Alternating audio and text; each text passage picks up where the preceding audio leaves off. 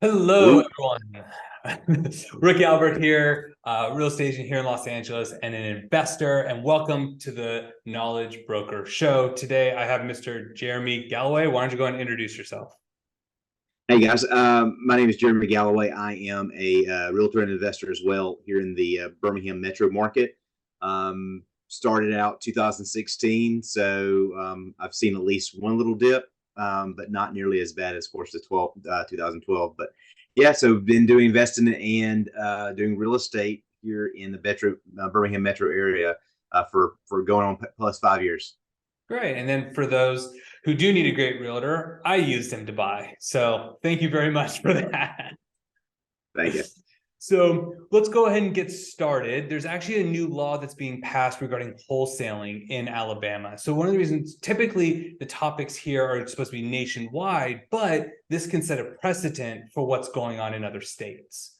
And for those who aren't familiar with wholesaling, and Jeremy, feel free to correct me if I'm wrong, but basically, instead of going through a real estate agent, you're going through what's called a wholesaler. They'll lock up a property, for sake of argument, $100,000. Then they'll reassign the contract to someone else, typically another investor, for say $125,000. The seller still gets their $100,000, the wholesaler collects the difference, and the buyer gets their $125,000. That's typically how it goes. Jeremy, does that sound about right? Yeah, that's typically what it's like. Sometimes it's $200, sometimes it's $2,000, sometimes it's $20,000. It can be whatever the wholesaler can I guess negotiate the in between or the meat of the sandwich. Right, and every market, of course, is different. So, Jeremy, if you don't mind, go ahead and kind of touch on this new law that's being passed or being talked about in Alabama. Yeah, so wholesaling is a little bit like the Wild West when it comes to real estate. You don't have to be licensed or anything like that. So really, anybody that has a legible contract to purchase a property can get a property under contract and then turn around and resell it. So there's no guidelines. There's no railing at all on this transaction. And so Alabama thinks that they need to put in some guardrails with doing so. And there's two main ones that they're trying to establish now.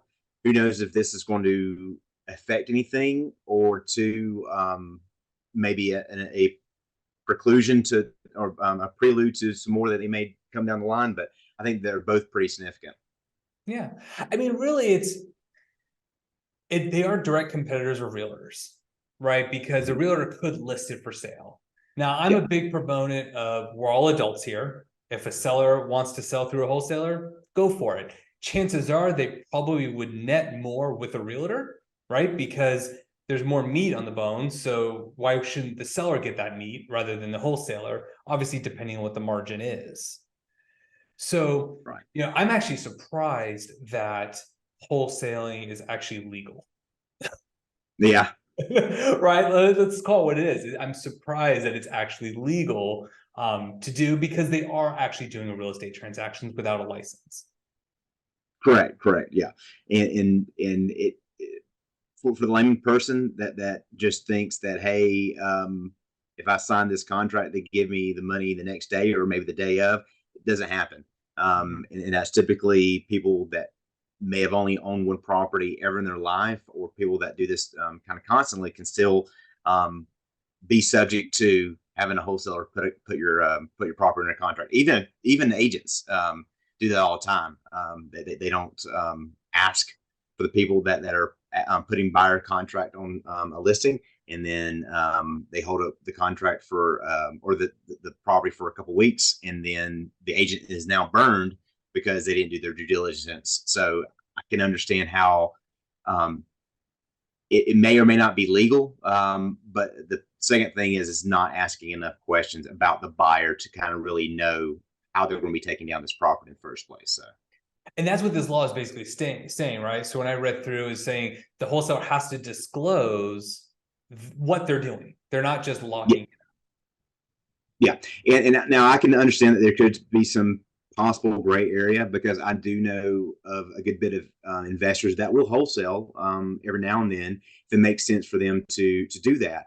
So if I'm an investor and I am buying rentals and flips, I can potentially say a gray area on this, saying, hey, I have the intention to actually purchase this property, but last minute someone came by and decided to buy it from me, and I didn't have a chance to notify the seller until the day before closing or something like that. So I can understand that there could be some gray areas there, and I think there needs to be a little bit more guidelines than just what they said is, hey, you got to disclose the individual. Doesn't give any timeline. It may say that you've got to have it during the contract, but at the same time, an investor that purchases property that wholesales every now and then probably can get away with this gray area, I would say. So you think this is just the start? I think so. I think they'll kind of survey what's going on after this bill potentially passes. It's not passed yet. It's just it's just in the preliminary phases of it. But if it does pass, I could say that it could probably be some more laws coming down the pipe. Yeah, because in California, you have to have a real estate license to sell property. So the workaround that wholesalers use is, well, I'm not selling the property, I'm selling the contract. Yeah. So I understand that. Different. Yeah, and that's, I mean, yeah, it's just wording, right? Let's call it what it is. I mean, you really are selling the property.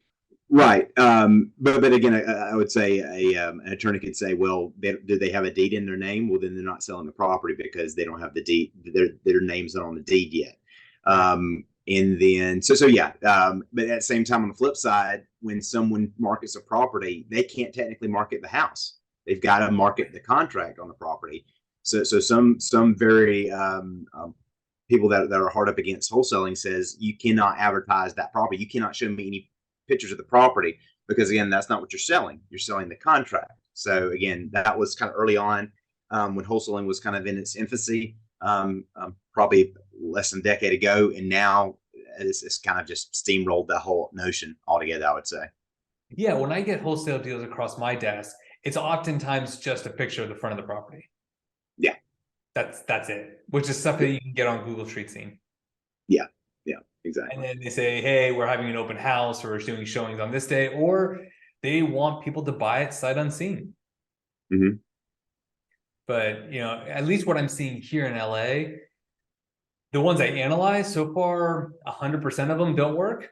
Like, because again, there's not that really realtors are any better at this. But so oftentimes they're either overpriced, or they inflate what the value is after the work's done, or even worse, they don't actually give a good estimate on how much it actually cost. Yeah. I've been seeing lately ones coming through where they just say you determine the rehab. Yeah. They don't even give a number. Or even some possibilities like, hey, this needs a kitchen upgrade. You get a hole in the bathroom. Just nothing like that. It's just, hey, it's up to you to determine that. So yeah, I can understand. But they've probably been yelled at a lot of investors when they say, well, you just said this was 10,000 and it's got structural foundation issues that now it's going to be triple that. So yeah, I can understand that they're trying to say, I don't want any bad beef with some of my investors if they're willing to kind of just check out the property. Yeah, and that makes sense because the wholesaler's not doing any pre-inspections. Because a lot of investors, a lot of flippers don't do inspections ahead of time. Some I work with do, but a lot of them don't because they don't want the knowledge. And they'd rather see what the next buyer does. It's very common that I see chimneys not being inspected. Usually I see sewer lines inspected general, but yeah, I'd probably say chimneys and sometimes roof, but a home inspector usually checks the roof anyways. Do y'all use chimneys a lot in LA? Yeah, a lot of them have. Well, different question. So they are a lot of chimneys in LA. Whether people use it or not is a different story. Right. Yeah. So then it's all just decorative at that point. So with my listings, that's what I tell people. I just say, look, consider the fireplace decorative.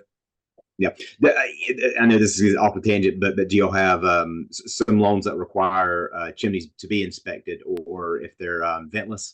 I think VA can require that. I haven't seen any lender require it. Yeah, require any knowledge about the chimney. Because here 99% of chimneys have issues. Yeah. And I've even talked to different chimney inspectors. They all say the same thing. It's super common, especially because we had the 1994 earthquake. Oh yeah, yeah, that makes sense. So like I had a client buy where the whole house basically came up and then came down. So the chimney went up and then went down. The entire thing on the inside was destroyed. He was buying it. So that's what our inspector's like, this is probably what happened.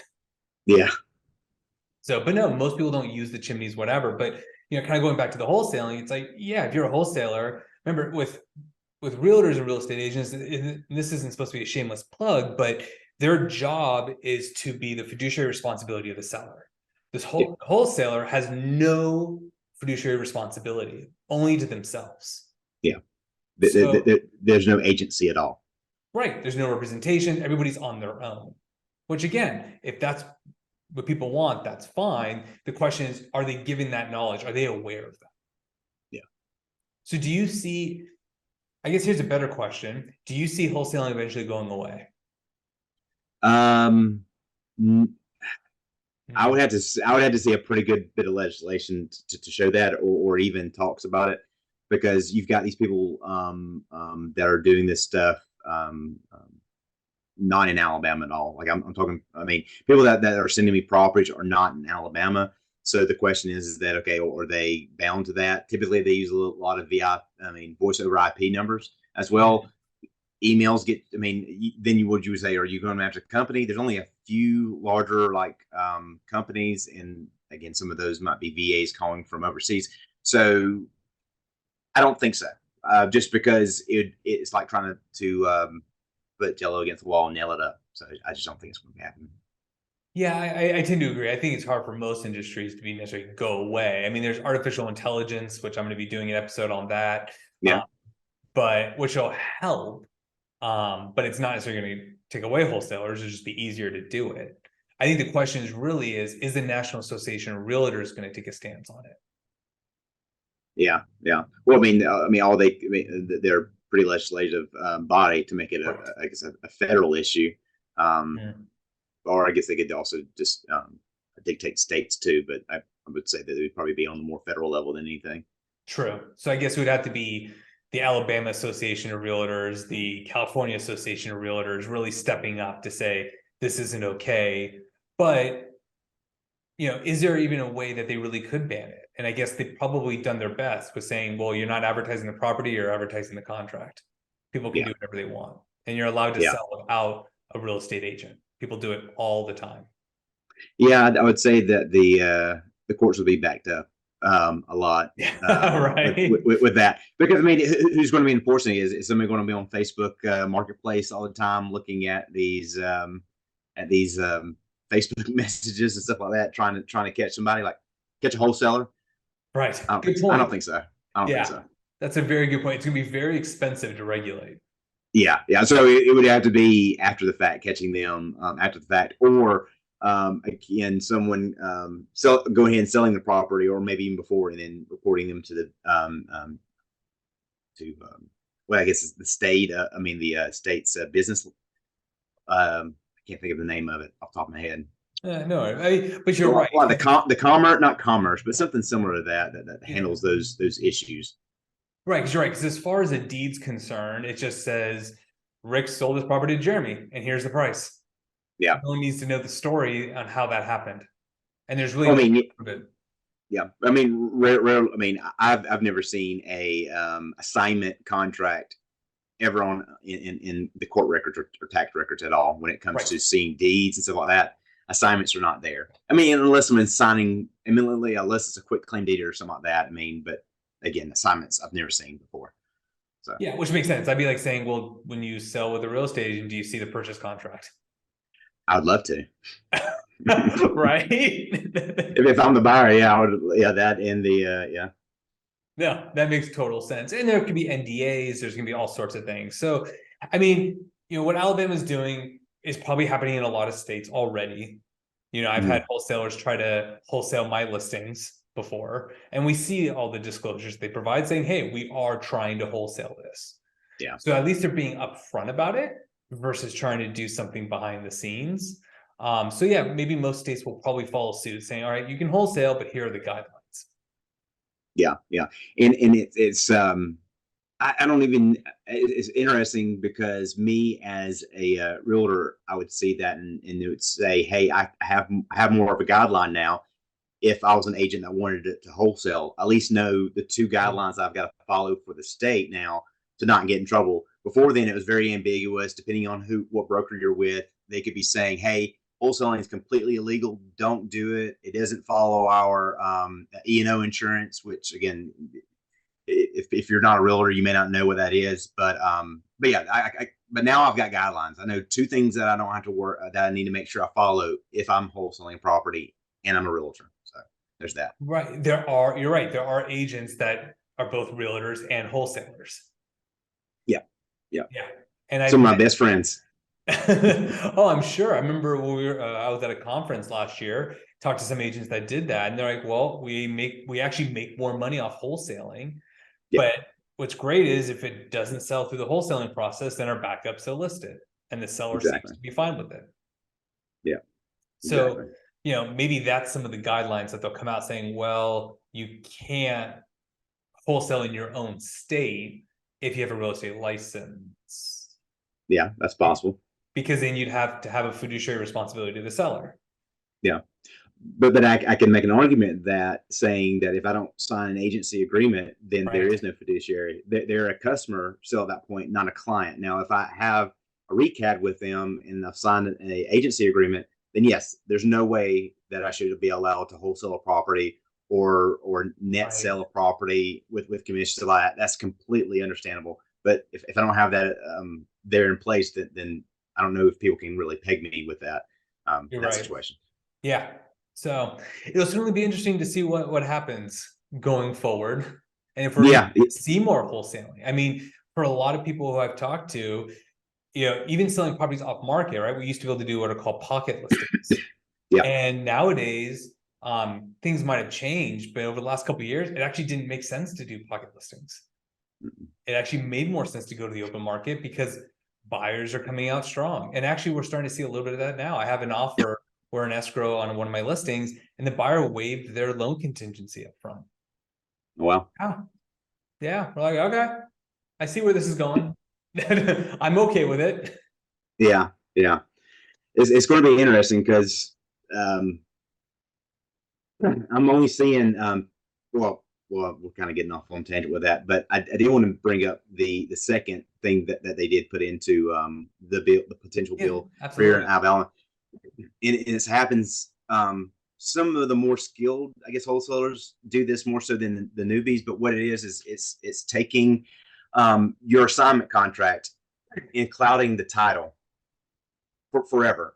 Typically, it's 40 years. That's what it said in the bill that they're proposing. So they're saying, hey, I'm gonna cloud this title so that at least I get my assignment, or at least make the seller's problem a lot harder to sell, because they see that, and then either the next investor may say, forget it, I don't want to deal with this, or two, again, it causes more anguish for the seller, and that's definitely not should not be allowed. And I'm not too crazy about what the recommendation was.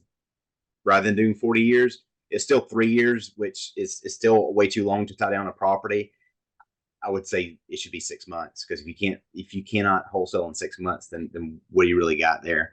I don't know. So basically what you're saying is that so I'm a wholesaler trying to wholesale your property. If I don't get it sold, but you end up selling it later on, I still get paid. But potentially, yeah. Or to a lesser extent. So let's say if I had a $5,000 assignment fee on a property, and somebody comes to me and says, hey, I want to buy this property, but I've noticed you clouded a title. Let me, can I pay you $1,000 for you to just squash this and go away? And sometimes they could kind of cash for keys in a sense when it comes to wholesaling, because you pretty much got someone loitering over your property and everything. So that's all interesting. But again, I don't think they should be allowing anybody to really cloud title more than 6 months anyway, because again, your only intent at that point is just to market property. So what are you trying to market properties 10 or 20 years down the road? It's just someone being, vicious at that point, I think, towards the seller. I mean, real estate agents don't get paid if the property doesn't sell. Absolutely not. Right. And it expires, and next Joe picks it up, and it looks like not in the a white knight in the silver armor and everything. So yeah, it happens all the time. And again, I don't get a commission off that expired listing if it was mine beforehand. Right, exactly. So especially since they're kind of doing similar roles. Yeah. So yeah, all right. So it seems like we're pretty much in agreement. Wholesaling is not dead. No, It's not not dead. going anywhere. There's I don't just think so. more guidelines, more disclosures coming around, and chances are most states will probably follow suit, right? Because this is going to happen everywhere. It's I mean, to be honest with you, with all states, I mean, Alabama, it's kind of interesting because I mean, I've seen some other northern states do it beforehand, and for Alabama to be first in this kind of litigation or legislation, it's kind of interesting that it came here. So I would be curious on kind of what brought that along, but who knows? Maybe I'll never know. And if I find out, they may get rid of me. Or we find out and we do another episode. There we go. Yeah, We could do a follow-up episode. Why not? Yeah, that would be that'd be intense. Who brought this law to Alabama? Yeah, maybe they watched this, maybe they didn't. some investigative reporting for sure. For sure. All right, Jeremy. Well, thank you so much for doing this. How can people get a hold of you? You can reach me at my website. It's realtorgalloway.com. Really easy. You could probably use that same Realtor Galloway in most social posts or social searches and find me at some point. I'm on LinkedIn. And again, that's probably the best way to get a hold of me. And from there, I can take it from there. Perfect. All right. Well, thank you so much. And thank you everyone for watching. We'll see you next time.